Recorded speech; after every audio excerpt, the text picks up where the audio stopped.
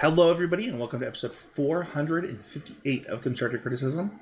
I'm your host, Keezy, and I'm joined by my co-hosts, a man who is supposedly getting internet soon so that we can see his face, Mason Clark. Hey, that's me. I'm trying stuff.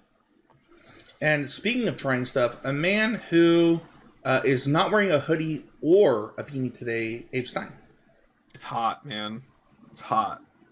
Where do you live? It can't be that hot. I live in Maryland. It's just a hot. That sounds like it's not hot. That actually specifically sounds like it's hot in my room.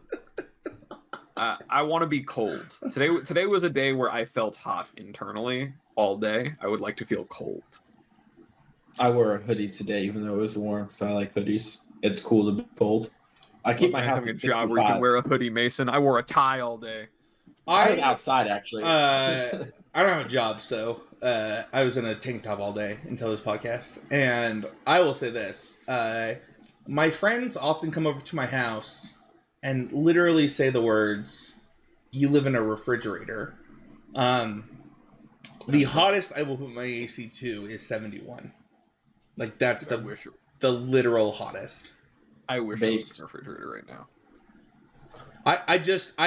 It's so easy. This is just a hot take. I don't know if it's a hot take. It might be a cold take. But, like, it's so easy to put clothes or a blanket on. It is so hard to shed enough things to be cold enough to where you want to be. Live your life. Pay the bill for the cool air. Or, like, get a fan. Like, there's no reason to live in a hot place.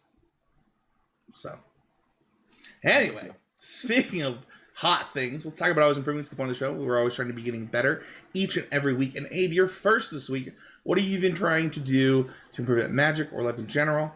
What's going on, man? Yeah. So this week I put the ducky down, or in this case the otter down, for my RSQs, and I was like, as much as I was having fun playing Lutri, and I was actually learning a lot about where the format's at, in terms of Pioneer. I was like, all right, I need to actually start making sure I understand the positioning of the two fallback decks I'm looking at, which is Rakdos and Mono Green. Picked up Mono Green, and that deck's very good. I actually had a really good time, like, learning a lot of the stuff that had changed. There's a lot of, like, I hadn't really played the deck since they had removed the black sources from the deck to, like, Cauldron kill people when you needed to, when you, like, I guess can't Stonebrain people. There Fun is, fact, like, a kill with. Can I? Sorry, not trying to interrupt, but like the introduction of Silex, the new Silex, makes it so you never have to Stonebrain people if you want to demonstrate a different loop. Or if you want, that was what I was gonna say, is that remembering how to explain to someone that you can like how that loop works and how, like, you can deal, even though we're, like, gaining infinite life and I'm making infinite mana, I can deal infinite damage bigger than the infinite life you gained. Things like that. Just really becoming familiar with those again, the combo lines, and also, just putting in the time with those decks was really helpful. And I did want to winning an RCQ on Saturday. For those of you who follow me on Twitter, get to see my beautiful smiling face holding my invite letter to Dallas. And I think Green's probably my front runner or my invite to Atlanta, but Green's probably my front runner for Dallas, just because I think it's, like, in a really, really good spot right now. And I'm really happy that I put in the time I did, because I was able to, like, I worked with Mason's list that he won with last week, and was like, yeah, I think, like, you actually need more forests because of the times people are going to interact with your elves, and you need to cast these triple green spells, because a lot of the games I'd lose prior with green would be with, like, having, like, forest Nykthos hands you keep with, like, an old growth troll, and I felt like I was just more likely to have more and more of those. And really doing things like that, trying out the different cards people have been trying, coming to what, made sense to me, and it really paid off. So that was my always improving moment this week. Yeah, I just really quickly, because I think this is an opportunity to talk about this. I'm kind of curious what your guys' opinions on a few sideboard cards are. And Abe, since you are, back, we had a first and second finish on an RCQ 2 weeks ago, and then a second place finish last weekend, and then a first place finish this weekend on the cast. What is your opinion of a few flex slots? One, I want to know about Heart of Kiran and its ability to play against mono white as protection against Brave the Elements. as well as being really make it easier to combo. And then 2, like what are your like 5 and 4 mana slots? Yeah, so I had the Silex instead of the Heart of Kirin. I think Heart of Kirin might be getting better with the red white Convoke deck that was kind of a really huge breakout this weekend. I could see wanting to get it in some positions where maybe Silex isn't effective if they're on like a really heavy Convoke and 1-drop draw, based on my experience playing that matchup now. But that's kind of where I'm at. And then otherwise, we're playing a very, very stock sideboard with, the boat, the chariot, etc. Nothing really fancy. Mine and Weakstone? No, that is gone. I think that one was like probably the weakest once. Like once now that you want to have Pelucano still in your deck, Mites and Weakstone is really cool. It's something you could board in. It was like an answer to Sheoldred, a sticky mana source, and also just like the draw 2 in those mid-range matchups and good to storm into. But that's just become less of a thing where you really, I feel like I really want to just be as streamlined as possible and have as many of my, fast big creatures, because those are also just really good in the matchups where Might Stone Extend was good. Yeah. The last card, and Mason, you're welcome to jump in at any time too, is Wand. People have been saying that they're boarding out Wand, boarding into that Heart of Kirin, so that you get Heart of Kirin plus the Silex. Oh, that's really weird to me. I think Wand has gotten a bit worse as like things like Thing in the Ice have become less important. Like there aren't as many creatures that solely define the game, but I think that like in variety of those. But I think that Sheoldred specifically is something where I don't want to ever be in a spot where I'm cutting like my answer to one of the ways I feel like I lose games. But you did that. You already said that you did that by cutting Might and Meekstone. Right, I don't think I can cut both. And, in that matchup, I would board in the Might Stone Meekstone as an answer to have, because I had like 2 Lovestruck Beasts and like a Nicol Bolas, or whatever. Nicol Bolas was uncastable. So that's like kind of what led me there in the past. But now I'm kind of just on the, board in like what is it? I board in like my Darksteel Citadel and my Cityscape Leveler against red black and board out like 2 elves so I can have my mana sources and have ways to answer a Pith Needle. And I always want to make sure I have something that I can go wish for that just makes the game what I want it to be about. Because if you just have, in a lot of those matches where you want Transmogrifying Wand, they're not killing your big thing, and so, but they're like flying over you. So you have an Old Growth Troll and you're like, all right, that's a 2/4 now. That's not as scary anymore. You just get so much time. It's really hard for me to want to cut that card. Sure. Yeah, I really like Wand, and I will say to the statement about like Heart of Kirin as a thing to like block early and like good against mono white in some examples too. I think Haywire Might does a lot of similar work. I know I played Heart of Kirin, but I wouldn't have if I could have found Ratchet Bomb, which I think was in my tweet, and maybe I didn't mention it on the show.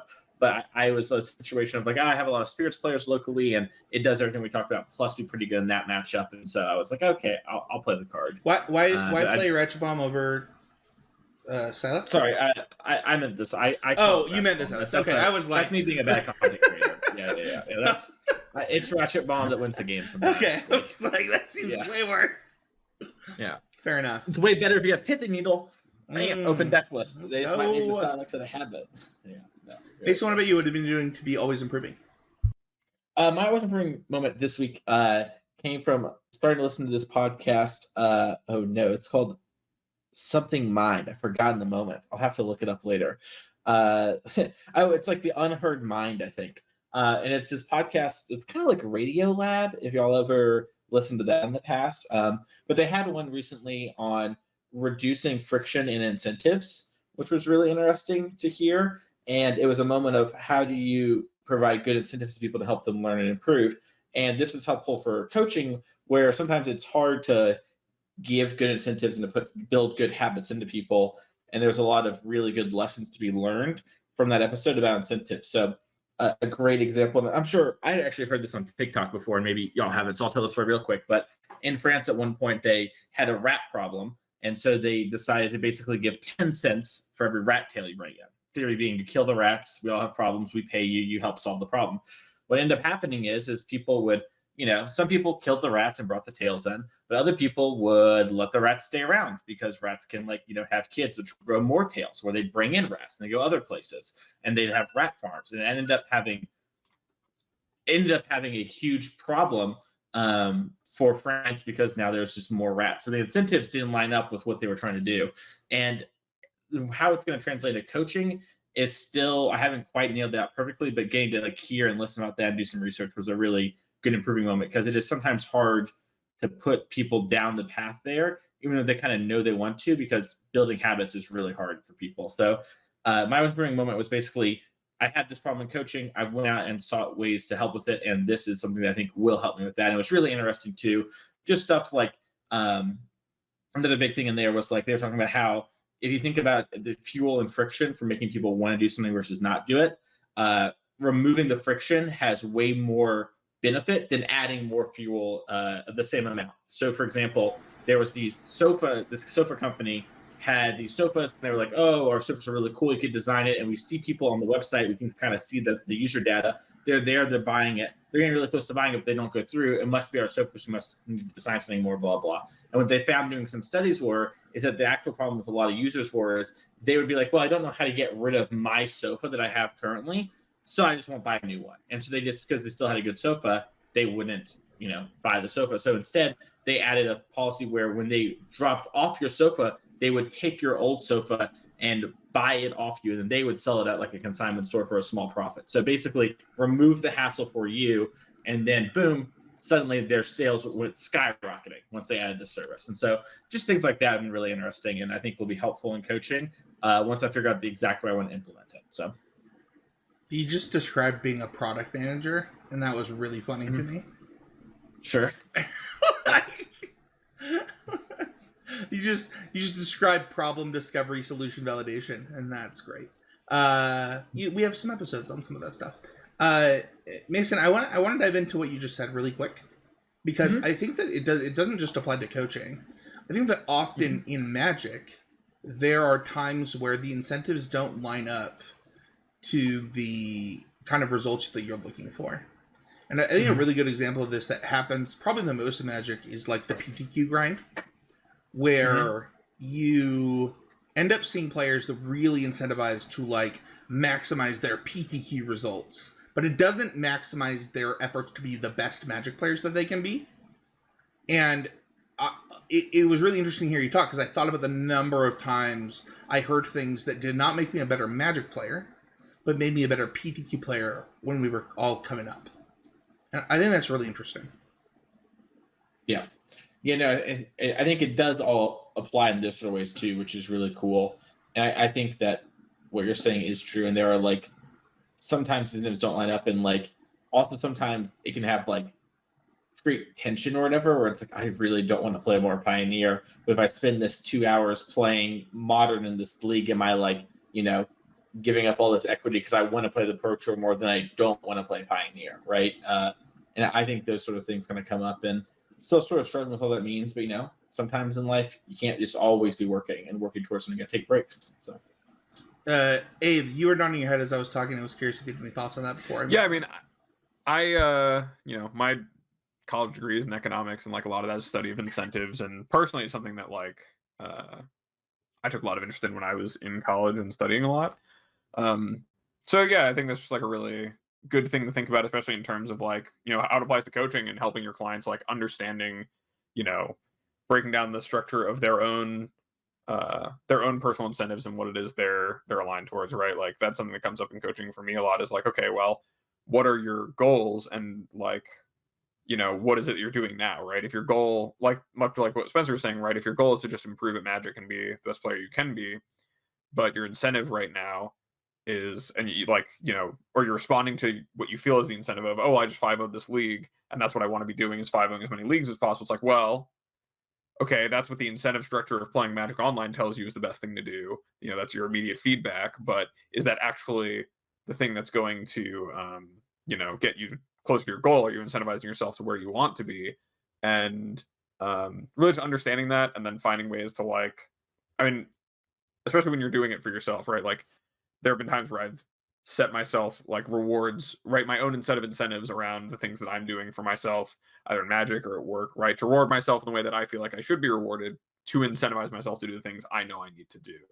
Um, and I think that when it comes to coaching and working with people, like helping them be mindful of that and understanding where it does and doesn't line up, and how you can use that to advise people on how to, like, reduce the friction or increase the fire towards the things that really matter, is going to be really important when you really find a way to put it into practice. And it's going to be different every time. It's case to case. That's how incentives work. People are different, but really good stuff. It's a really good one, Mason. I really appreciate you sharing that. I'll go next. So I didn't know that this was going to impact me, and I put on an NFL jersey today because it happened. But for those sports ball lovers, Jim Brown, the GOAT of running backs in football, died this week. I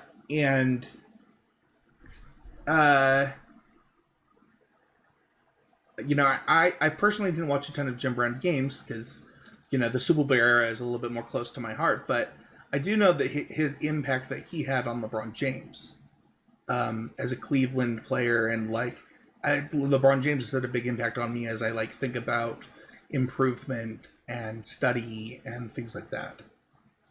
And because of that, I've watched Jim Brown and LeBron James conversations and things like that.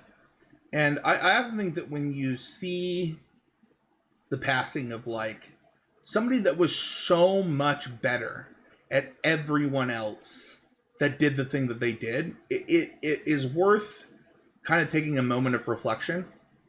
And to put this in perspective, there are only 2 players in the history of the NFL at the running back position that averaged 5 yards a carry or more. And Jim Brown is one of them. And to put that in perspective, if you don't know football, you only need 10 yards to get a first down in football. So giving the ball to Jim Brown, you get 4 downs to do it. You could just give him the ball every time and you would always score a touchdown. That was what his average said. It's absolute insanity. And his impact on the people around him and the people that talk to him, it's actually pretty, I would say, dynamic and worth looking into. And one of the things that I think Magic players often have a problem with is looking elsewhere for not motivation, but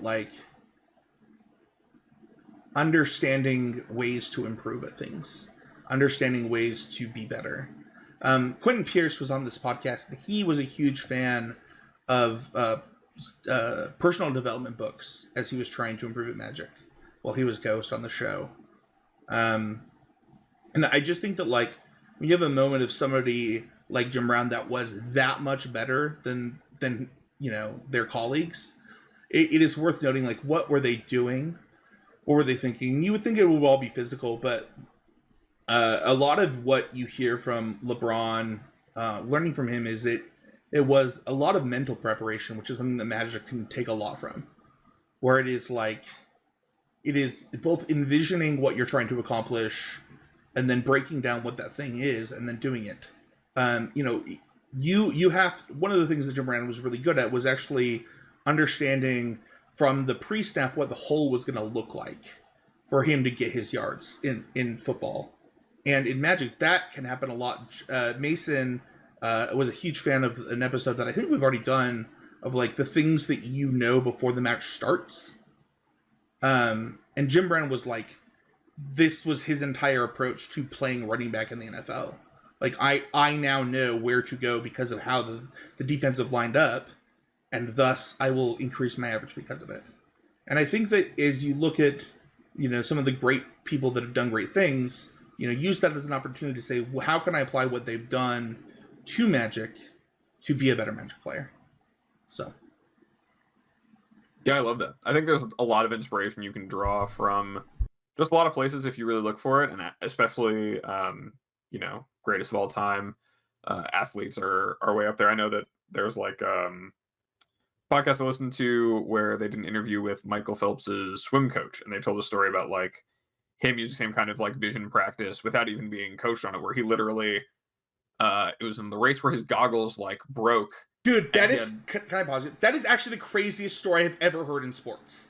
So do you know the rest of it? Where like that happens Yes. and then he still Yes. does it. The Yes. answer was they were like, how did you deal with that happening? And he was like, well, I got so bored doing all these laps when I was practicing that I just started in my mind making up these things that might happen. Like I was like, oh, I'm gonna do it as if my goggles are like broken, and then I'm gonna do it as if like so he had already, by the time that happened, he was unfazed by it in the moment, right? It is unequivocally the craziest sports story I've ever heard. Where this never actually happened to him, but he imagined it happening, so that when it happened, he still won a gold medal in the butterfly because he had pretended his goggles had already broken. Yeah, he'd done that for like X amount of laps and all the other disaster scenarios you could have ever thought about because he had just done it that many times. He practiced to the point where he had to keep himself engaged in practicing doing it. But that kind of inspiration can come from, anywhere. It can be books. And we talk about this a lot, right? It's lateral thinking is, looking to other places for inspiration and, taking what you can learn from it. So I love that you were doing that this week, Spencer. Yeah. And we have the goat of 5 color on this podcast, so it's easy to represent the goats here. So man, I give him a shout out. He doesn't even say anything. I said, no, it's true. You want to support this podcast directly? One of the easiest ways to do that is to go to patreon.com/ccm to become a patron of the show. This week we have 3 new patrons. We got Jesse, Jacob, and Bubbles. Thank you to each and every one of you. All of them are patrons of $5 or more, getting access to the Patreon-only Discord. We had some confusion this week, and it was my fault because I did well with the Gruul deck at that RCQ and said that part of my sideboard guide was in the Discord, and people went to the public Discord for the He's a Game Media Discord, and I should have been more clear. But also, we still post things in both Discords, but the Patreon only Discord is for patrons of $5 or more. It's where a lot of the activity happens for those people, and we just want to give Jesse, Jacob, and Bubble shout outs. Thank you for joining that Discord. Thank you for being a part of the community, and we really appreciate your support. Speaking of the Patreon Discord, if you are in the Discord, I did post a discount to the swag store for Patreons only. One of the things that happened at the RC that Abe and I went to in San Diego is people were like, where can I get, CC swag? I was like, there's actually a swag store. You can also be a patron of $25 or more. And people were like, oh, I didn't know that. And we were handing out wristbands. If you want to rep the show, there is a discount in the Discord for anybody to use that has access to that. And yeah, it's a great way to support the show. Most of our swag is not that profitable for us, so we're basically giving it to you at cost with this. But I think that I don't know, I loved seeing people in CCMTG swag. I think we saw 2 or 3 people at the RC in shirts. There are hoodies. There's tons of stuff that you can do to support the show. And then if you're not a patron, just head on to the swag store anyway and rep the show that way. That's a great way to support the show. So let's go to the main topic. We had to juggle the topic this week, but I think we landed on one that I really like, and that I think that a lot of us have different perspectives on, because we're doing an Archetype episode. So we've done Control, we've done Ramp. We tried to do 2 episodes of Mid-Range, but both of them ended up being guest episodes. I didn't realize that until I went to plug our Mid-Range episode, Abe. Do you realize that both times we tried to do the Mid-Range Archetype episode, it was Soul and Misplaced Ginger? Yeah, I mean, there's no one better to hear about Mid-Range from, and you can't. It's so broad. How are you really gonna? It was so funny. Mid-Range is. We're just gonna tap into that a few more times. Yeah, we'll do a Mid-Range episode with just us. But it was so funny because we both times were like, well, here's what I want to write down, but here's the thing I want to talk about. Let's just talk to this person. And we could do that with combo decks, which is today's topic, but we're not going to dive into the well again to get another guest. We're going to talk about our thoughts on it, our perspective. And Mason, I kind of want to kick it to you to start off with. What if you were to define combo decks, what is combo in Magic? Combo at its base is combining one or more cards together to get a greater outcome than a card would singularly get, right? And so you're kind of working towards something. A lot of players think of it as things like Pestermite plus Splinter Twin. They have an infinite combo, but there's more to it than that. A combo is just when two or more cards work together to get a greater outcome. Yeah, I would say also, if I can add on to that definition, Mason, and you can stop me if you disagree, but I think it's also important that, like, combo is doing that in a way that is in some way, different than the way that, most decks win games, right? It's not just trying to put some creatures in play and interact with the opponent and like attack them down or anything like that. It's trying to do something that goes around the conventional means of winning a game. Would you agree that that's a piece of it? Yeah, that's definitely a part of it. Yeah, I think so, and I think that will be. Well, we'll get into kind of like synergy versus combo in a second. And what was so funny as you two were talking, and something that we didn't talk about in the pre-show, I thought about like Boggles. It's like Boggles a combo deck, or wow, I said that backwards. Is Boggles a combo deck, or is it a synergy deck? And like, I think we'll kind of cover that as kind of just like Ramp did this, where like Ramp had a lot of control elements to it. I think combo will have a lot of synergy elements to it. And just like aggro had a lot of tempo elements to it, it's gonna. One of the cool things about Magic is how you can blur the lines between archetypes, and I think that this series has taught me a lot about that. Let's talk about win conditions though, because I do believe that at its core, this is actually what combo decks are about.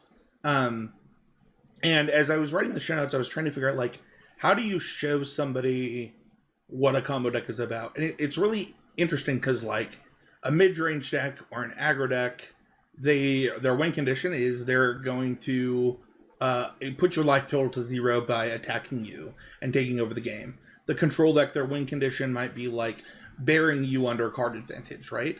And for a combo deck, sometimes it's a little harder to define.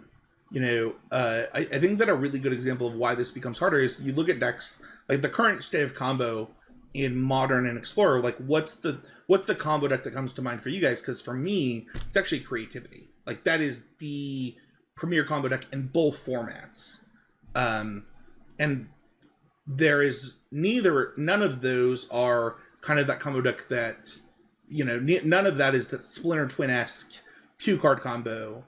But the win condition is like, for the Modern deck, it is bearing you under that card advantage where like you're not actually coming back from 2 Archons coming into play like that. That's actually not happening.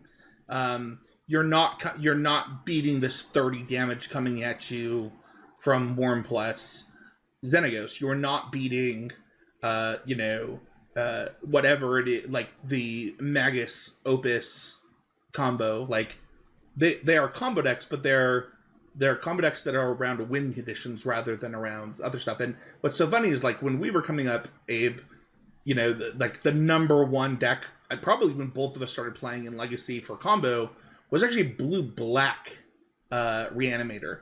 Not the current Reanimator deck. It was just straight up like Brainstorm, like Entomb Reanimator, which is I don't even think had Gristlebrand at that point. Like I think No. like I remember Jin Gitaxias being a big deal. like Jin Gitaxias was a huge deal when it came out. And that is like encapsulating kind of that you're playing to your win condition. You're not playing to ending the game this exact second. Yeah, I mean, I think that, when you're defining combo and you're thinking about it in terms of like the win conditions or the win states, it's really that at its core, whatever you're doing with your combo deck is trying to generate a huge disproportionate resource advantage, right? Like if we're talking about, and that's across the spectrum. That's from like the weakest to the strongest combo decks. It's either like, Creativity, it comboing off and just putting an Archon or 2 into play, like that is unfair. It is cheating a lot on mana. It is generating a very powerful resource advantage from very little. It's turning some fetch lands and a Creativity or like, some treasure in Pioneer, like treasure tokens or goblins or your Mutavault or whatever into way more than you can deal with. And that is comboing. Even if it doesn't necessarily, like we're used to in a lot of cases, like Splinter Twin, where it's like, okay, I have infinite creatures now. Like that is a disproportionate resource advantage, right? Now I have infinite 2/1 flyers or 1/4, creatures on the ground, and I'll just attack you with all of them for infinite damage. Like that's a lot. Or you have infinite mana or infinite life, or you can, make an infinite walking ballista, like infinite, very big amount of resources. But not every combo deck is like that. And I think it's important to just remember that the combo is really, and what makes it a combo deck, at least I think to me definitionally, is that it's doing something for that. So when we talk about, you even just mentioned like Bogles as an answer for like a deck, like, is that really combo? It's like, well, I personally think so, because the Slippery Boggles and Glade Cover Scouts, they're making all these auras disproportionately powerful. You're going to spend all of your cards and all of your mana on auras, which are typically pretty weak, but because they're on these hexproof creatures, now these hexproof creatures are difficult to answer and killing the opponent, and they're much stronger than anything your opponent could be doing to answer it. So that's you comboing off the same way that Infect turns, a giant growth into twice as big a giant growth, having an Infect creature. So, when you think about it that way, that's kind of like the core and heart of combo to me. And so as we talk about, the kind of the win states and the win conditions, it's really is a deck generating so many more resources or doing so much more than the opponent at that stage where it goes off, it assembles its win state, that it's winning, and that's not always the case, right? Sometimes you'll do the thing with your combo deck and lose in some formats, but it's important to recognize that that's at the core of combo. Mason, you kind of buttered your bread. I don't know if a lot of people listening even know this at this point, but like you buttered your bread with a combo deck to start your Magic career. You both played Scapeshift and then Amulet Titan. Mm-hmm. Yeah, I have played a lot of combo. I mean, even a lot of the decks I end up playing have combos in them, right? Like qualified for the Purge Tour, playing Phoenix. Played a lot of 4-color where Terminal Witness, Counterspell, Ephemerate was Hold on. essentially. Now we're getting into things that aren't combos. I mean, I don't know. I think Galvanic Iteration plus Trespass is like the win condition. That's a combo for Phoenix. I mean, that's like a debatable thing. Obviously, you win in other ways, but sure. I win 99% of my games just like taking 2 turns in a row. Yeah. And I spend the whole game sort of getting to that point. So, and maybe that's blurring the line a little bit, but that's kind of how I see it in a lot of ways. Maybe that's just more useful for playing than it is for teaching. But yeah, I've played a lot of combo decks in my day. Played KCI for a long bit. I think one thing to remember when it comes to win conditions and combo and sort of like this whole area is that things are going to move and change, but there are a lot of different, right? We talked a little bit about like A plus B combo with creativity, right? There's also sort of these like critical mass decks where Lotus Field jumps to my mind when I think about combo in Pioneer, where it is very much in the vein of old school ritualing out some big thing to take over the game. And this is just a very convoluted way to get there because that's what we have in Pioneer. Should we go into this? I think we covered win conditions pretty good. And I'll just kind of mention the things that we want to talk about. We want to talk about A plus B combos, infinite combos. I want to discuss demonstrating a loop because I think that becomes really important. Things like Mono Green, I had a really interesting interaction where my opponent did not realize that I had infinite life. And I was like trying to tell him like, no, are you going to beat this infinite life? And he's like, well, show me. It's like, okay, I've demonstrated. Anyway, we'll get into it. We have critical mass stuff. This is, I think, historically, what a lot of people, if you play like a lot of Cube, or you play like a lot of, if you look at combo decks historically, it's so funny that so many people think of Splinter Twin because I actually think critical mass ends up being the majority of the combo decks that exist. And then we have synergy decks, which, it was really funny kind of in the pre-show talking about things like Birthing Pod. Yes, that technically is a combo deck, but that's a synergy. Like that is a mid-range synergy deck that happens to have combos in it. Or you think about like I think Scapeshift in a lot of ways, where it like plays that as like a combo control deck.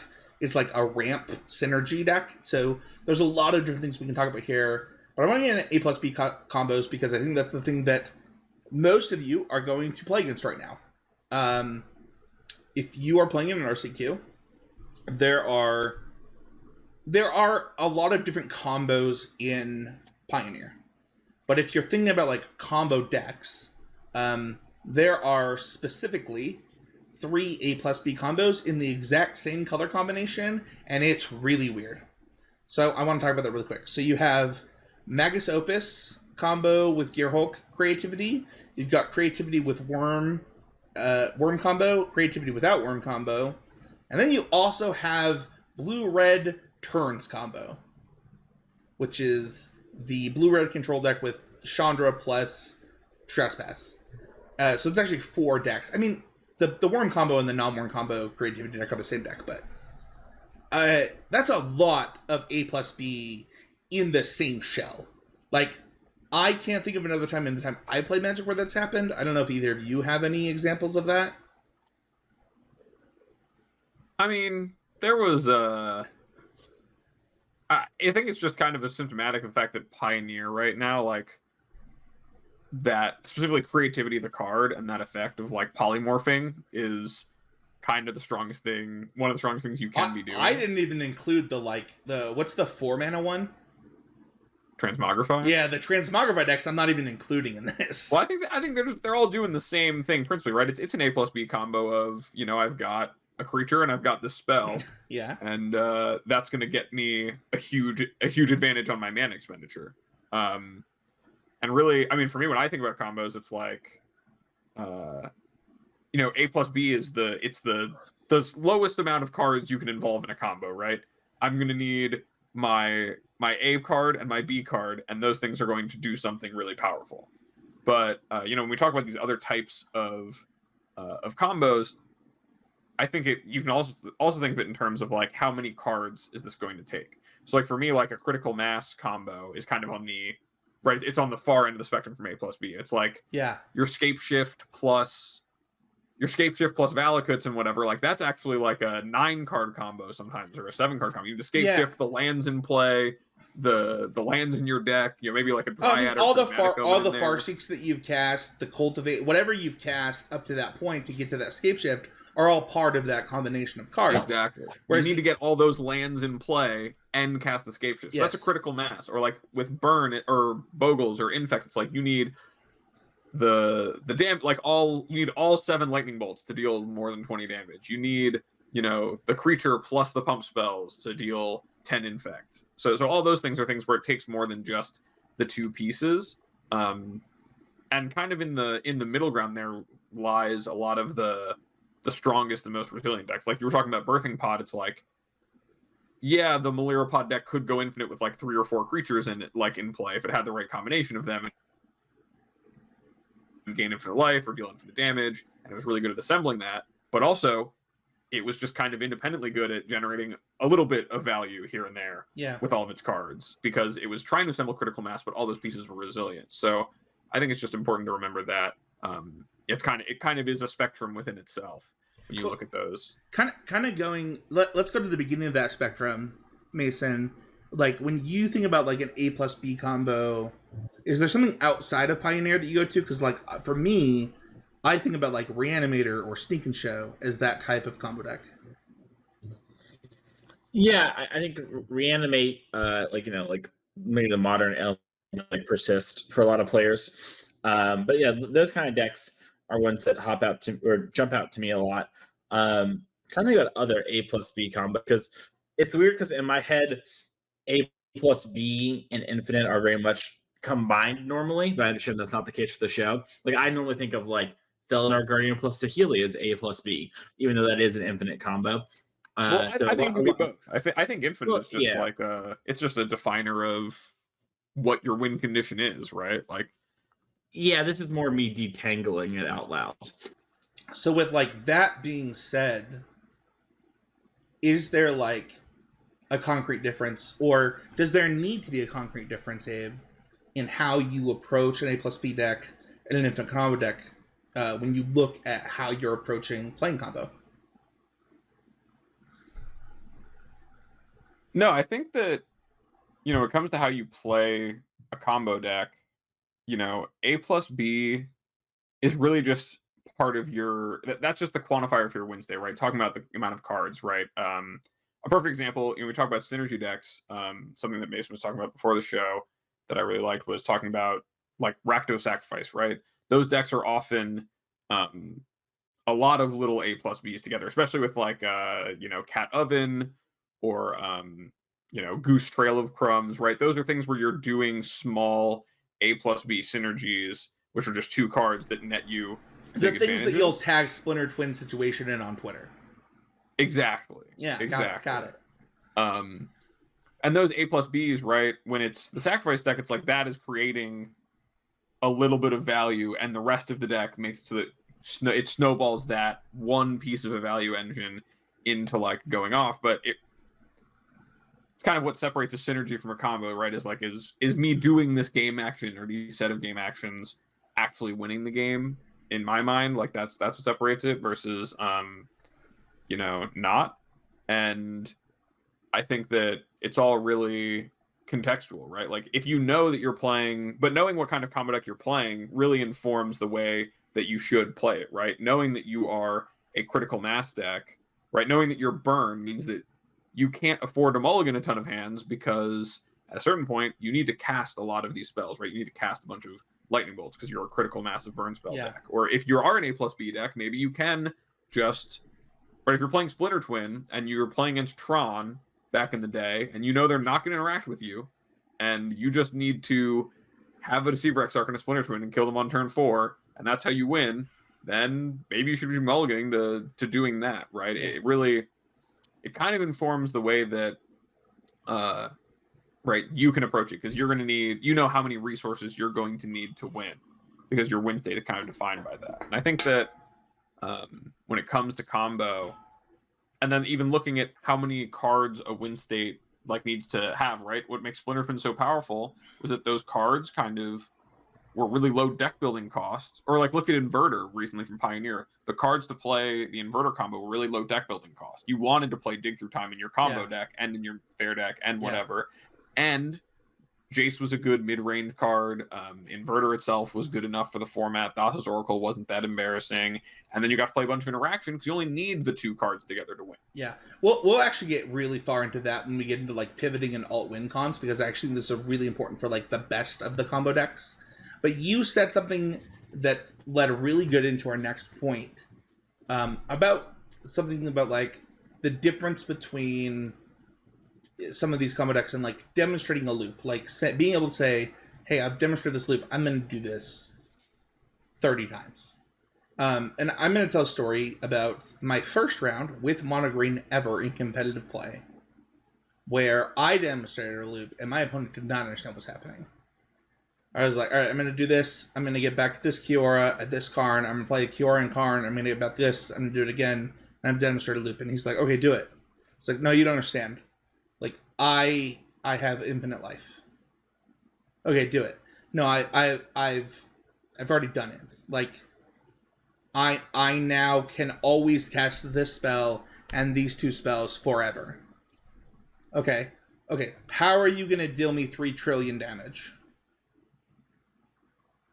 Okay. So is that you're just gaining 3 trillion life? I was like, no, I can do other stuff. Are you not conceding? Like, I'm at 3 trillion now. And it's I think it's a hard thing for a lot of players to both grasp and also know when they've done it. Right? To be able to tell a player, I've demonstrated a loop, do you understand the loop that's being had here? Is actually kind of a hard thing to do in paper. In Magic Online, you just do it, right? Like, it's why loop decks are so underrepresented on Magic Online. Yeah, because you can't shortcut it. Yeah, you can't shortcut it. So, like, I'm telling this player I've gained 3 trillion life. In Magic Online, you know, I'm probably going to, 86 before they concede? And even by the time I go to 86, I'm probably doing something else now. I'm like, all right, I've now untapped enough time to secure to kill you with something else. And it's really hard.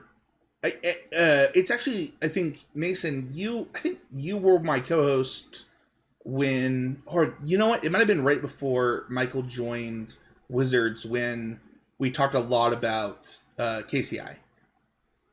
where like demonstrating loops was really important during that part of Modern. Yeah, I think in general, my sort of advice to people when you're demonstrating a loop and your opponent maybe doesn't get it is I very slowly walk it through. And I typically tell my opponent, like, especially if they're tapped out, and I know, like, for example, the deck doesn't have like a force negation type card, something like that. I'd be like, all right, so this is a loop.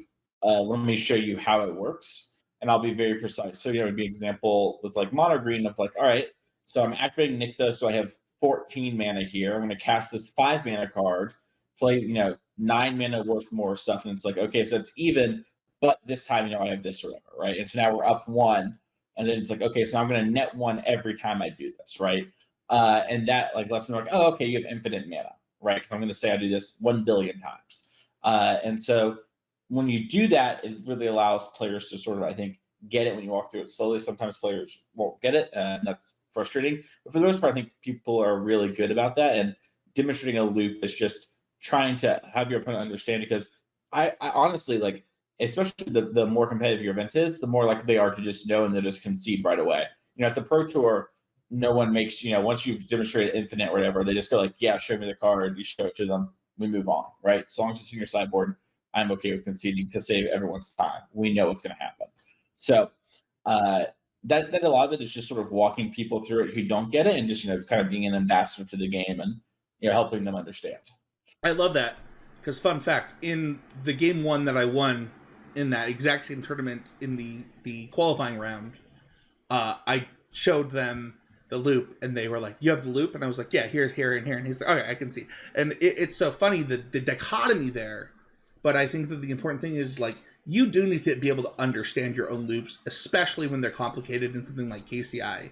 Or especially, I actually, the mono green loops can get really complicated. Like the infinite Pelukrinos loop, for example, I think is extremely complicated. And I personally, can you guys explain this to me? I can have infinite Pelukrinoses.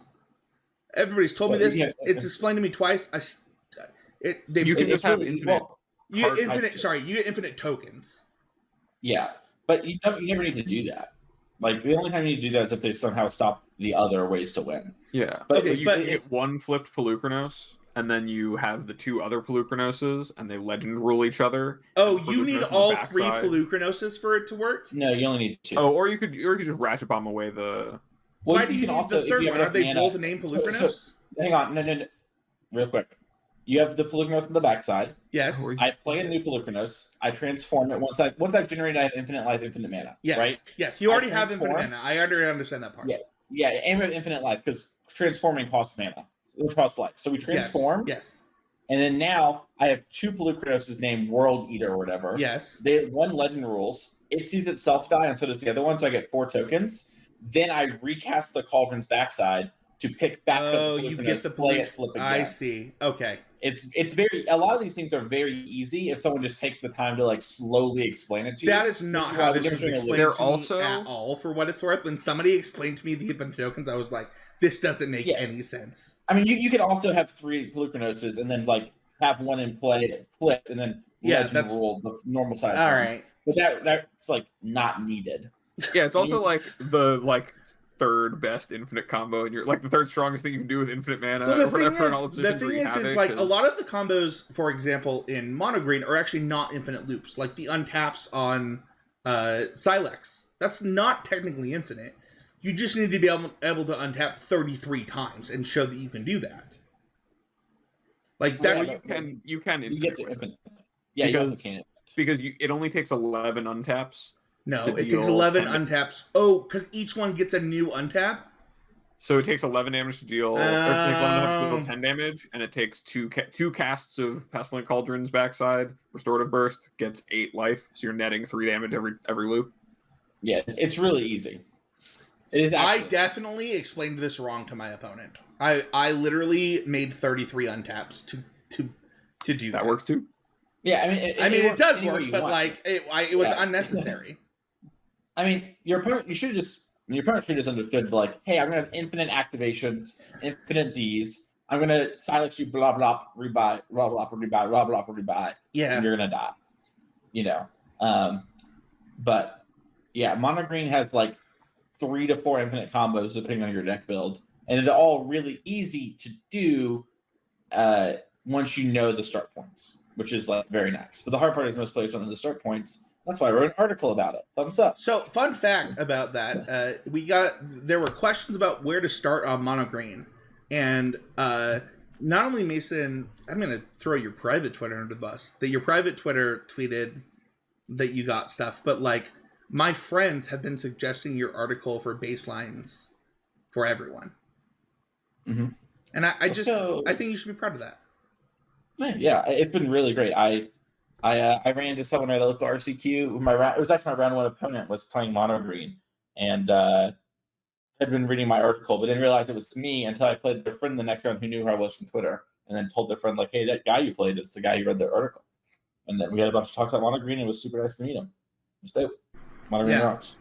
For what it's worth, your article was why I was so pro Teferi at the RC.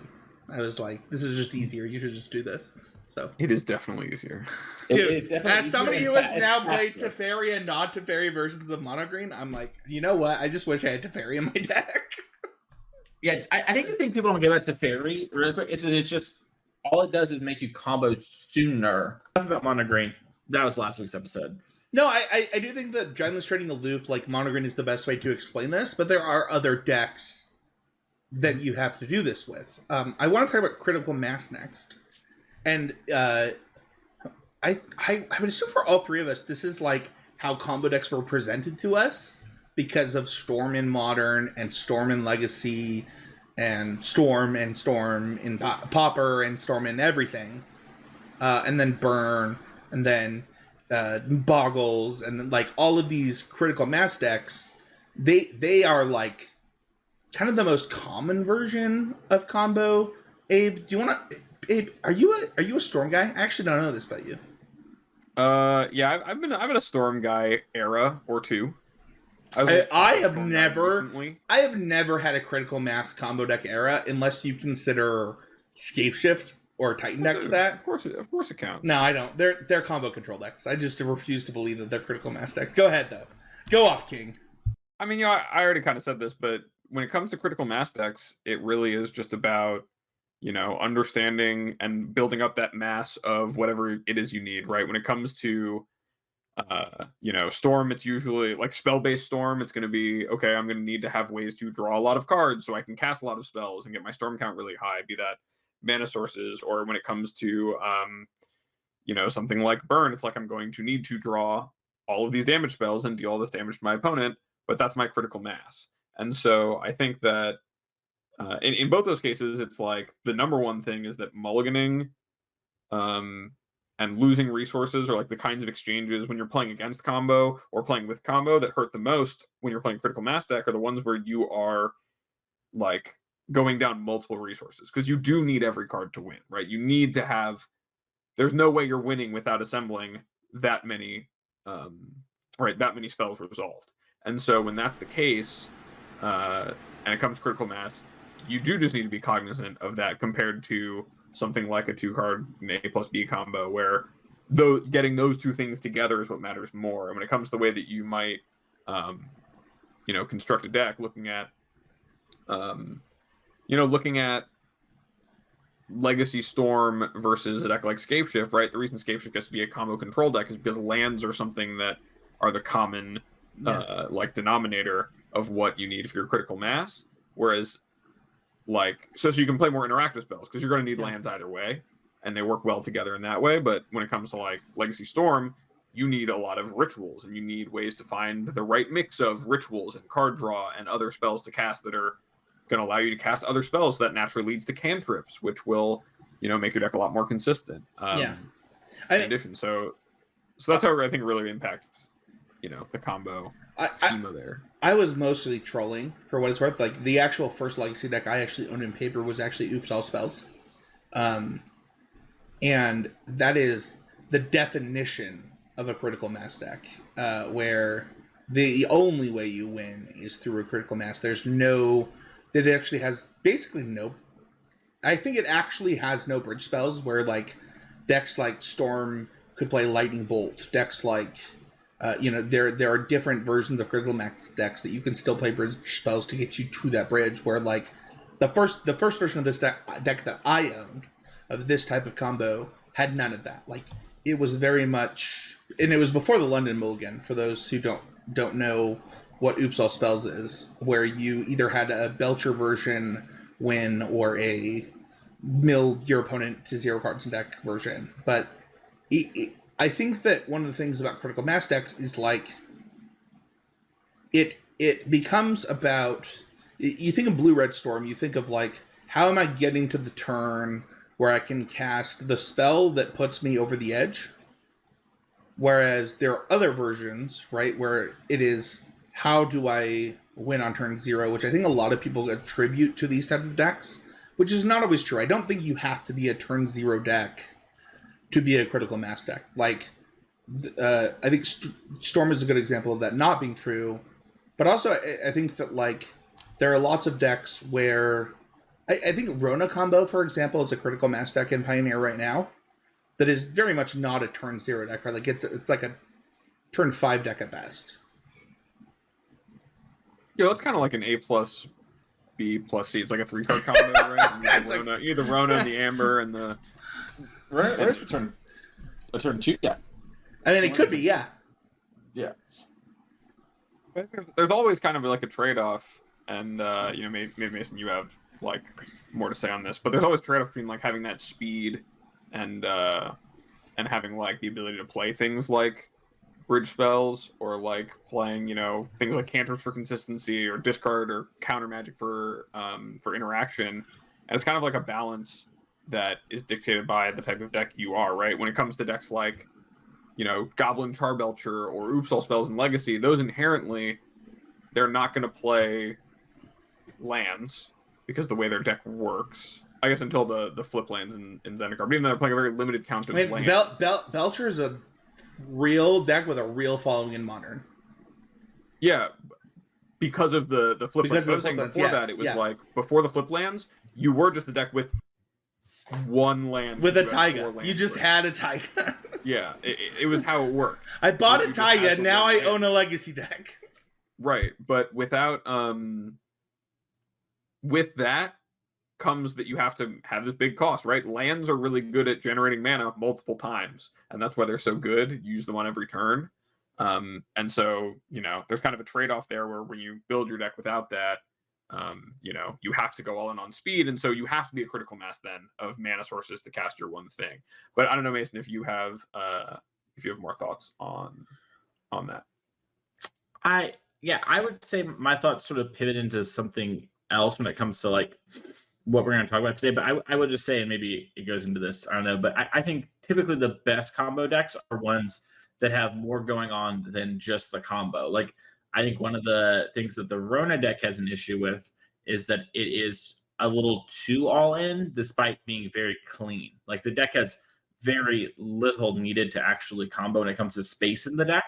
But it, and unfortunately, like, doesn't have any like good backup plans. It can't like actually play the fair control game plan in the way that people thought, like, oh, we're gonna Fatal Push his Thoughtseize, we flip our JVPs. Wow, this is actually going to be able to play like an inverter type control game. And this doesn't actually work that way. And this is why the strongest combo decks often are combo control decks, because they can control the game and then set up the combo. We see this with Splitter Twin, with Combo Cat, with Inverter. They exchange resources and then set up to the combo. And we saw things like Jeskai Saheeli Felidar combo at the Pro Tour not do as well, even though it was doing really well before, because it was more all in. It had less room to pivot.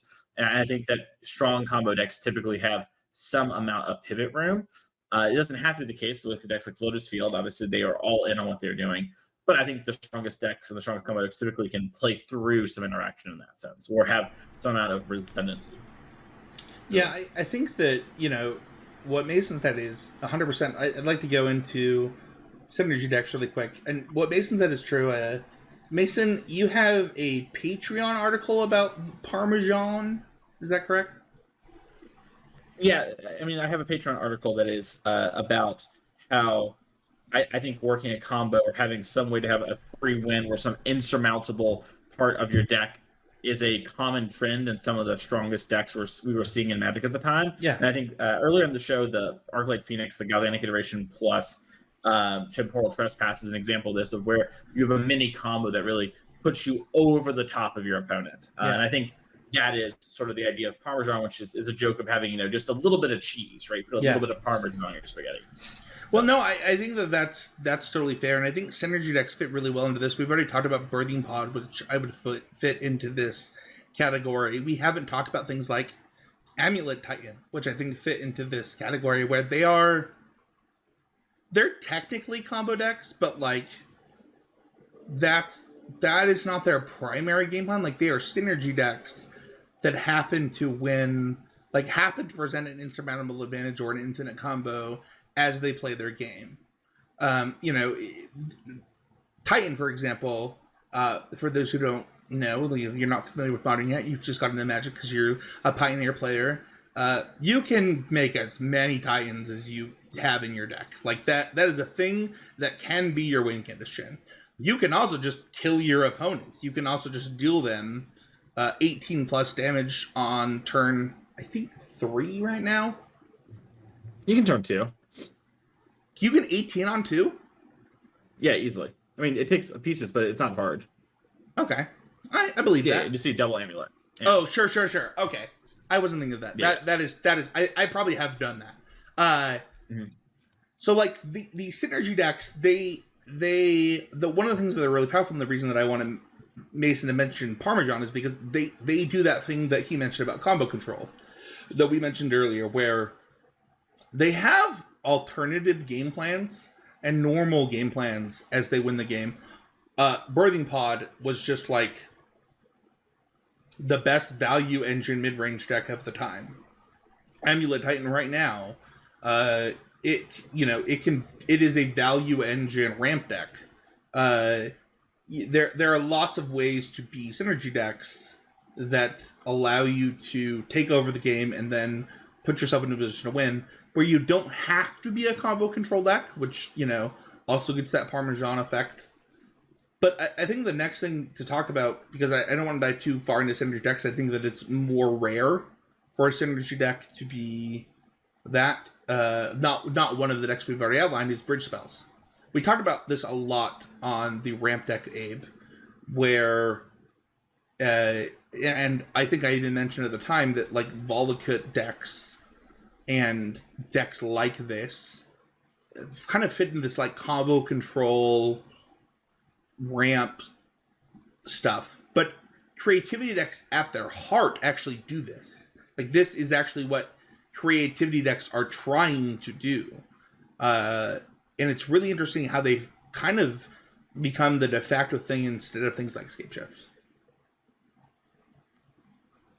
Yeah, I mean, I think that a big part of it, right, is that, it goes back to what we're saying about A plus B versus kind of critical mass, is that it costs you less cards in your deck to play an A plus B. Something like creativity does that. And you have more room for spells that, give you time. You think about a combo control deck as really all bridge spells towards their end state of comboing as their kill condition.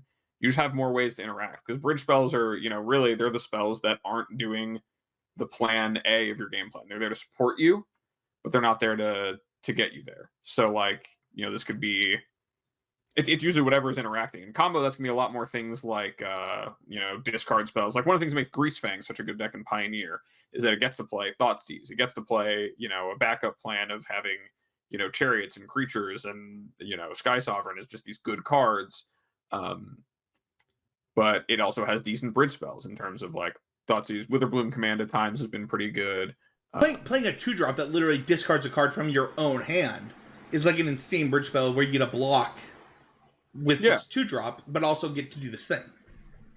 Yeah, and so I think it's just like, when you think about your combo deck, or you think about combo decks in general, what's going to really dictate what kind of bridge spells they're playing, it all comes back to the win states, right? I think that's like the most important thing to think about in terms of combo and bridge spells. Mason, this is especially important for a deck that you played a lot when you think about things like Amulet, where understanding the type of spells that Amulet gets to play that contribute to its combo while not being actually part of the combo are really important. Like the deck that's recently got a Boreal Grazer, for example, where it gets to be not a combo piece, but like a huge bridge spell.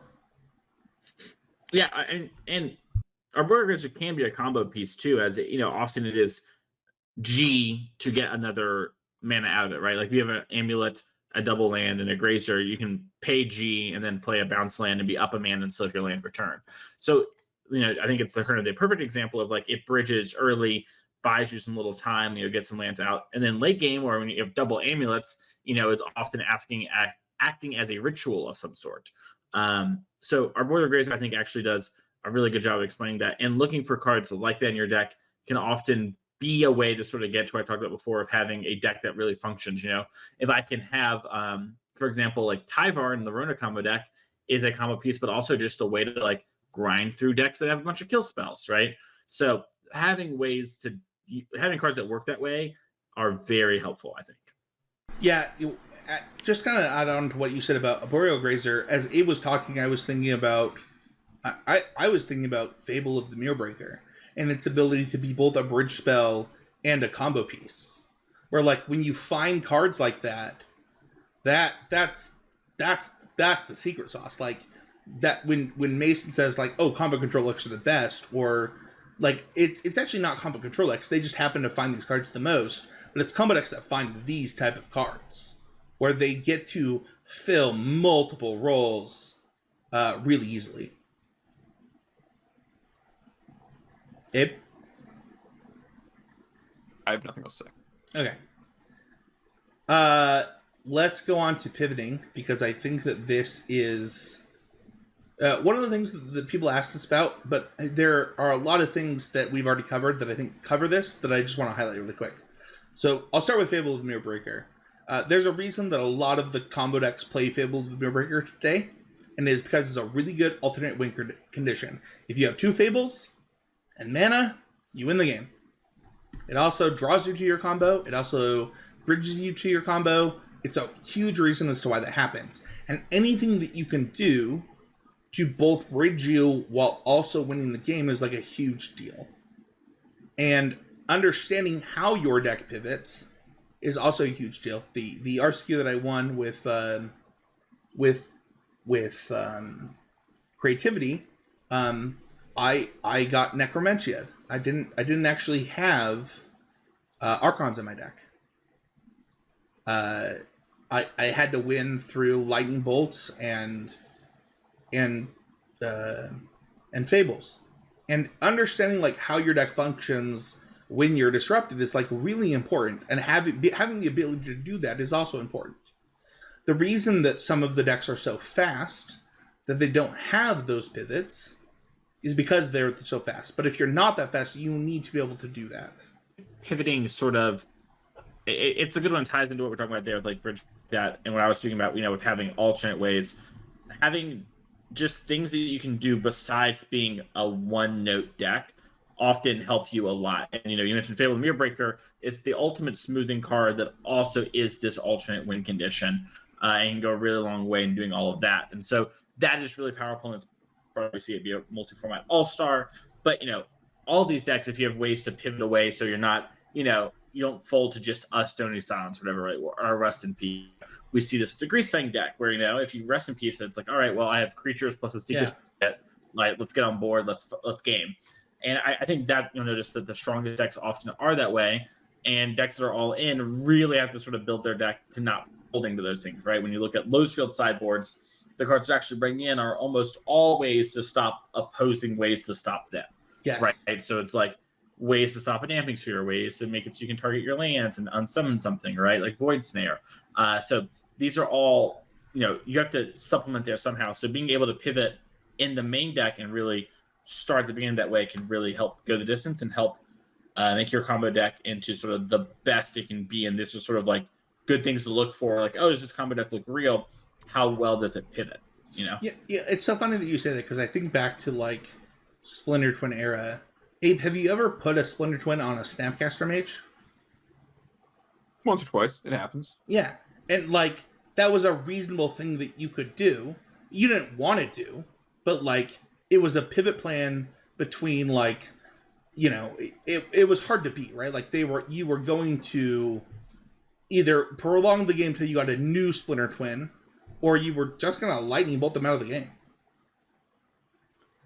Yeah, I mean, even just having Snapcaster Mage and Lightning Bolt was really, like, at the time, the premier pivot plan. At a certain point, if your opponent is just respecting the fact that you can combo them a lot and leaving up all their mana and not developing their game, and you're not having opportunities to use your Lightning Bolts, you would just start to deal them a lot of damage and flash in these Snapcaster Mages and get aggressive and either force them to tap out so that you can combo or, you know, ultimately push through the damage. And I think that really, you know, the combo decks that aren't, you know, extremely fast to the point where they're only played in formats where there's free, they only exist in formats where there's free interaction, you know, you're going to get interacted with, and having a plan B that is supported by the cards you're playing makes you a lot more resilient and a lot more powerful, you know, a deck in terms of, you know, how good you are in any given format.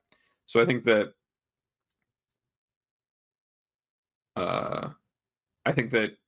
knowing how your deck pivots and knowing, you know, what all of your plans are, and really what makes a good combo deck good is when all of its cards play together to more than just comboing, right? Like one of the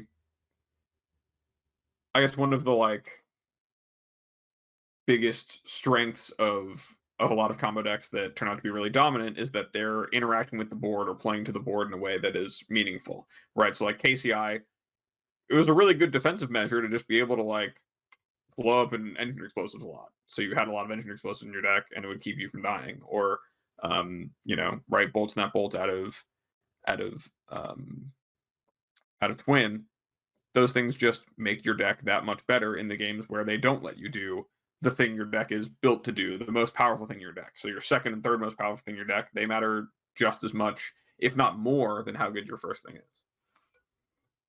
Yeah, I think that, you know, if we looked at historically, like, the best decks in, I think Modern is, like, probably the best example people can look towards. You know, it's not that hard to see, like, you know, Scapeshift decks, Splinter Twin decks, all of these. I mean, I could go on. I won't list every great combo deck, but like, it is clear to see they have other win conditions. Like Splinter Twin literally cut a color, for example, to be a Titan deck. Like it was Rug Twin. Like Splinter Twin could have easily played Jace the Mind Sculptor into not Splinter Twin. Scapeshift could have easily played Jace the Mind Sculptor and decided not to just be like, nah, we're just a Primeval Titan deck now. Like, let's go. Like, you know, when Abe and I get to argue about like whether or not Titan decks are combo decks, that's the case. That's the case study. Is that a combo deck, or is that like a ramp deck, or is that a control deck, or what is it? And like, that's fun, but that only exists because of the pivoting plans that decks get to have. Yeah, I mean, something that Mason says a lot about Hogak is that it got better when, you know, the Alter Dimensions got cut, and that's a perfect example of this, right? Like when your plans are more cohesive, because even though you cut something that's more powerful, you know, your ability to pivot, your ability to play a more fluid game, just makes you stronger. So it's definitely the case. But I also think that Hogak is a really good example of like a deck that had a lot of win conditions. Like it could win the game through multiple routes. I want to talk about longevity really quick. This is one of the things that was mentioned in our Discord.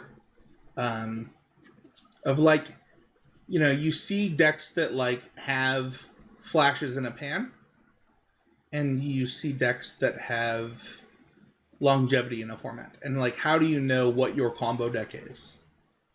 And I don't have a strong opinion on this. Like, I'll say this. I believe that if you are a combo control deck, you probably have longevity. If you are a critical mass deck, there's probably a way to beat you because you need a critical mass and people can disrupt you. And I think that is the difference between those two type of decks. And I think it's actually a big deal. I don't know if my co-hosts agree with me. I'll start with Mason.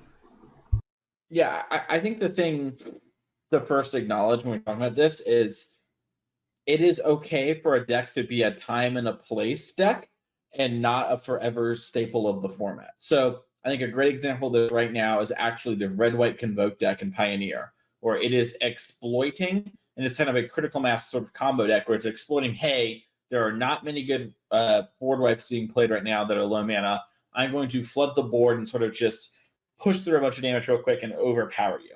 That is what I'm looking at angling to do.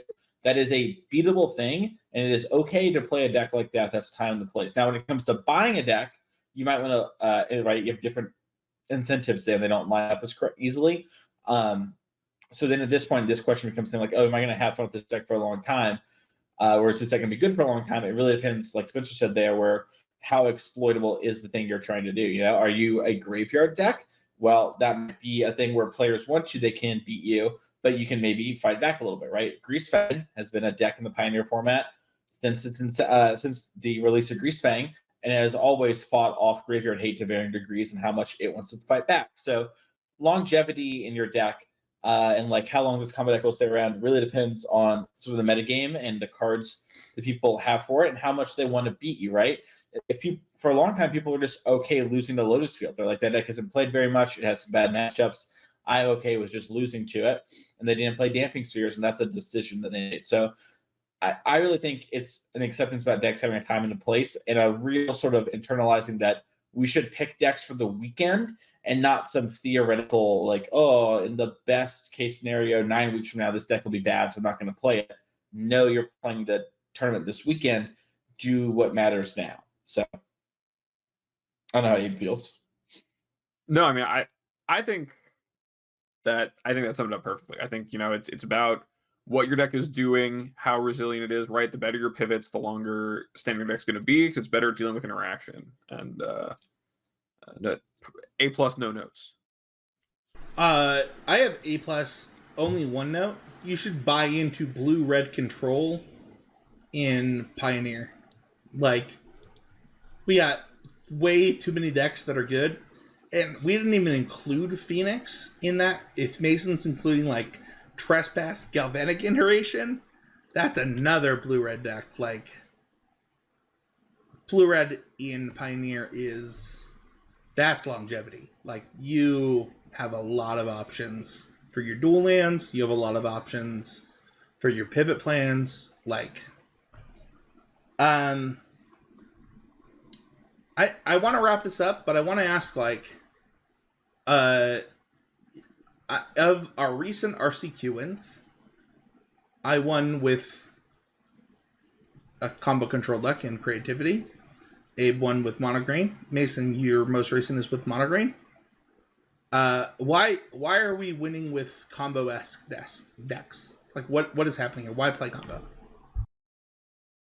I mean, I can go first on this, but the reason, if you're gonna decide like you want to play a combo deck, it's because the conventional fair game plan decks you think you're gonna be able to exploit them with some aspect of your combo deck. Either you're gonna go way under them and they're not gonna have the right tools to interact with you, or you think you're going to just outmuscle them and get over the top of them, or you know, you just think it is the strongest thing to do and that's what matters. And you know, that's the beauty of combo, is that those are the most powerful things you can do in the game, right? It is A+B infinite combos, or it is, you know, critical masses of things allowing you to generate infinite mana and do whatever, or just putting the biggest thing in play the fastest you can to completely dwarf what your opponent's doing, right? All those things are unfair ways to play the game, and at times where playing the game is unfair, and you're able to maneuver the games well and play through the ways that people are trying to interact with you, you're going to be rewarded because your deck is just going to be more powerful than your opponents. And that's my perspective.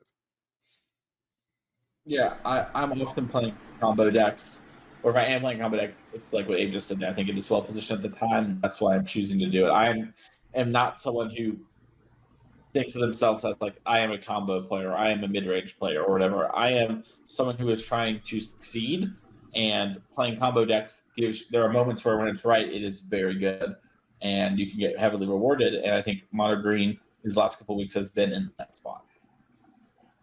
Yeah, I'm just gonna double down on what these two said. Like, you know, Mason and I had a finish and a one round short finish the same weekend, with lists that were 3 cards different.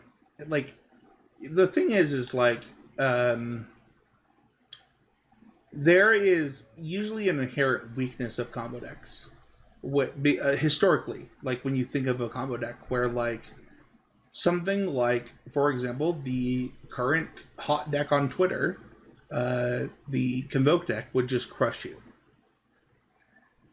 I don't think that is the same problem that combo decks have today, because people can construct their combo decks to have an A plus B combo or an infinite combo or demonstrate a loop where they can be favored against those type of aggressive starts. Like, back when I started playing Magic, like if somebody made 3 1/1s off of one card and then made them 2/1s to attack, like you'd be dead. Like there's no coming back from that. That is actually just not the case in today's Magic. There are lots of tools and things that you can do to avoid that. And the Mulligan rule is something we haven't talked about in this podcast, but I actually think that it really favors the 2 types of decks. 1, synergy decks, and 2, combo decks. I think the aggro decks also are a little bit are like the next tier. I would actually love to do like a Patreon only episode with you two on like who got the most from the London Mulligan, but I would put styles of combo decks separately and do that, because I actually think that they got a huge bump as somebody that's played a lot of creativity and a lot of ramp, and a lot of Tron. Even like Tron is number 1, by the way. I don't even consider that a combo deck, but it's really interesting. And I think that if you look at like why to play combo, you have the best mulligan rules that you've ever had. You have the most opportunity to play interaction that you've ever had. You have the cheapest interaction, the best interaction. There's a lot of reasons to do it. So, all right, we have answered all of the Patreons on the episode and their questions for combo specifically. We still get a Patreon question. If you're a patron of $5 or more, you get access to the Discord, where you can click the Google link and get a Patreon question yourself. Like Logical Insanity says, how many RCQs do you plan on average in a given month? Any tips for those with a job and family, for the best of the less frequent attempts at winning and queuing? As somebody with no job, I'll defer to you, Mason. I just win the first one I play most of the time. I don't know, like my actual answer, is like I play the RCQs I want to play, right? And I would play as many as I needed to in order to qualify, right? I've been very lucky when it comes to the RCQ system. I have not had to play very many of them. But when it comes to like tips and like maintaining, like doing well at them and that sort of thing, you should play the ones that you want to play and that are not going to like cause your life a bunch of disrupt, right? I think that happens for a lot of Magic players are there's stuff in their life that's like causing turmoil or whatever, and they like play Magic worse than that because they have other things to worry about. If that's going on, it's fine to like skip RCQs or whatever if there are more important things. If they're not, though, you need to learn to push aside those feelings and stuff and deal with that stuff later if it's smaller stuff, like just little inconveniences, and focus on playing this one that you're going to go do because you're making a big commitment to it. So, the question of how do you play in a given month, it's how many do I need to that while still working towards my goal. I don't know about y'all. Yeah, Mason, I love that you said working towards your goal, because to me, this is a question that like I think we've covered a lot of times in a lot of different episodes. I mean, down to like I think my first episode on the show was on setting goals, and I personally, I'm in a spot where I'm working, like I have to work Saturdays a lot. Most RCQs are on Saturdays. Like last month I had to work. I've worked every other Saturday for the last 6 weeks. So like I've had only those weeks where I'm not working to be able to play RCQs, and on some of those there just weren't any, right? So I had to go and be really intentional with how I was planning like, you know, the ones I was going to, and making sure I came into them prepared, right? So I think it's just about maximizing, you know, the shots that you are able to take and being realistic with yourself, and you know, play as many as you are realistically able to. Magic is if you're talking about it, you have your job and your family, that means you're putting them in a spot where they are more important than Magic, and that's great. And you to allow that for yourself too, right? Be like, okay, these things are more important. They're not going to take priority, so I have these many shots. Let's make most of those, and you'll do best. That's something that comes up all the time with people I'm coaching, and it's, you know, it's just really regular. So yeah, this question is really hard for me. The first season of RCQs, I didn't know if I wanted to qualify. Ended up losing the finals of 2. The second season, I won the first one, putting in a play. The third season, which is Dallas, I didn't know if I wanted to qualify. But I still lost in the finals of 3. And then this season, I know I don't want to qualify, and I've already lost in the finals of 2. What does this mean for me for the total number? It means that my wife is letting me play weekends where I can just get away from the kids and play Magic, the thing that I love to do. And I think that what's important here is, like, it is up to you and your partner. Like, one of the important questions I think that you have here is, like, a job and a family. The truth is that Magic takes a lot of time to be the best that you can be. And since having kids, I have never been as good at Magic as I was before I had kids. And I will not pretend that that's not true. There are times where I've played better than before I had kids, but I've never been as good at Magic. And I think pretending like there's only one, let me say it this way. There's only one player that has ever been considered one of the best Magic players in the world, having a ton of kids in, like, their early kid stages. And that's Mike Segrist. Like, that's it. That's the entire list. And it's the entire list because it's really hard. And it requires a lot from your partner. And before you come to us with this question, you should ask your partner this question of, like, how many RCUs can I play a month? Like, that's a question for you two, not a question for us as a podcast.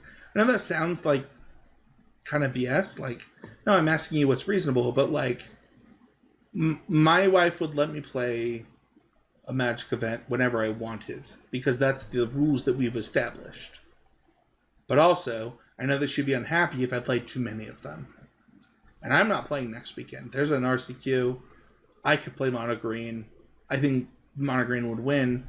I'm still not playing. Like, I'm going to go to my son's soccer game. Because, like, there's a level of... I don't even know the right word. Like, I don't... Mason and Abe have both had girlfriends where, like, they get this, but, like, when you have kids, like, there's a level that you have a responsibility for that most Magic players don't talk about.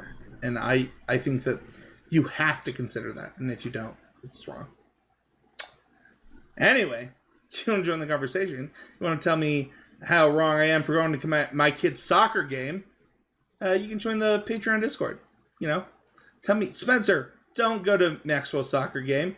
He just lost last week, 5-2. He scored the only 2 goals. He's also scored 2 goals every single game, and they're 4-1. And the only game that they didn't win, he didn't score as many goals as the other team. Don't go. You can do that in the Patreon Discord. Just join the public Discord. Tell me the same thing. It's the He's Game Media Discord. What a weird flex from Maxwell, but go off, dude. King. Straight up. Do you want to know the craziest flex I have for my son? He scored 13 goals in a soccer game at the age of 5. That's it. I'm not joking. He's a true striker. The score was 13-0. Maxwell scored all of them. I was about to say, you're like my what did we learn on the show this week was going to be that Maxwell is going to be on Blue Lock season 2. Dude, yeah. If I was rich, Maxwell would be out of public school and in a soccer only, like, The kid is the only defender, the only goalie, the only scorer on his entire soccer team. We'll talk about it later. It's fine. Go ahead, Basin. I'm just laughing. It's just funny. It's like my son is the team. You can also follow us on Twitter at CCMTG.